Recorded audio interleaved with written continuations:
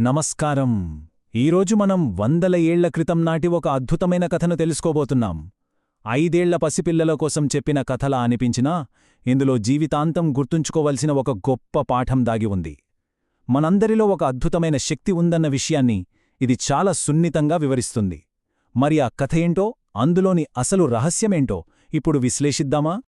సరే, కథలోకి వెళ్లే ముందు మీకో చిన్న ప్రశ్న. కొంచెం ఆలోచించండి. మనం నమ్మాల్సిన అత్యంత ముఖ్యమైన వ్యక్తి ఎవరు? తల్లిదండ్రులా, స్నేహితులా, లేక మన గురువా? అసలు మన జీవితంలో ఎవరిమీద అత్యంత అపారమైన నమ్మకాన్నే ఉంచాలి? కథ మొదలయ్యేలోపు దీనికి సమాధానం మీ మదిలో ఏమనుకుంటున్నారో ఒక్కసారి ఊహించుకోండి. ఈ చిన్న మిస్టరీతోనే మనం ఈ కథలోకి అడుగుపెడదాం. మొదటి భాగం, మనపై మనం నమ్మకముంచటం. స్క్రీన్పై కనిపిస్తున్న ఈ పాత గ్రంథాన్ని ఒక్కసారి గమనించండి.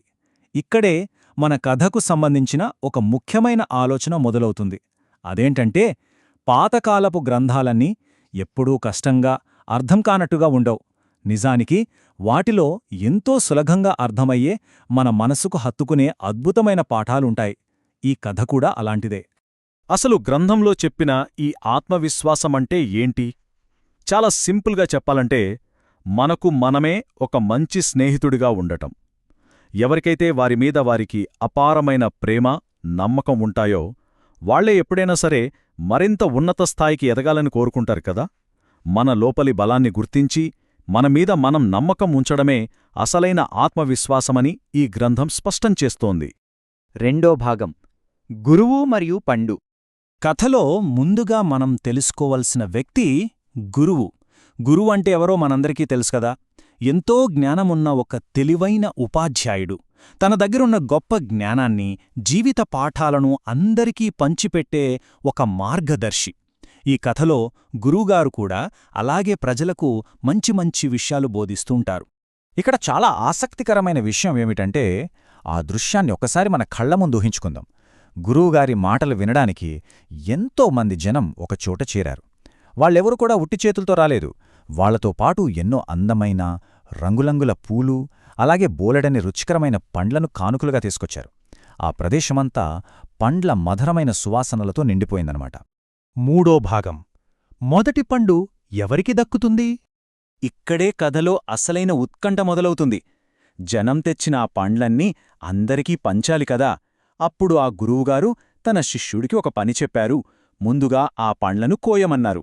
అన్నీ పంచిపెట్టడానికి సిద్ధం చేశాక గురువుగారు ఒక మాట చెప్పారు. నీకు ఎవరి పట్లయితే అత్యంత గొప్ప విశ్వాసం, నమ్మకం ఉన్నాయో వాళ్లకే ఈ మొదటి పండునివ్వు అని ఆదేశించారు. నాలుగో భాగం, ఒక చాలా పెద్ద ఆశ్చర్యం. శిష్యుడు చేతిలో మొదటి పండు పట్టుకున్నాడు.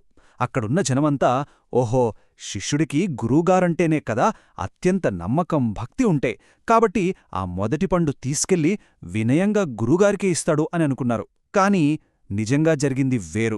అందరూ నోరెళ్లబెట్టేలా ఆ శిష్యుడు ఆ మొదటి పండును తీసుకెళ్లి ఎవరికి ఇవ్వకుండా తనే తినేశాడు.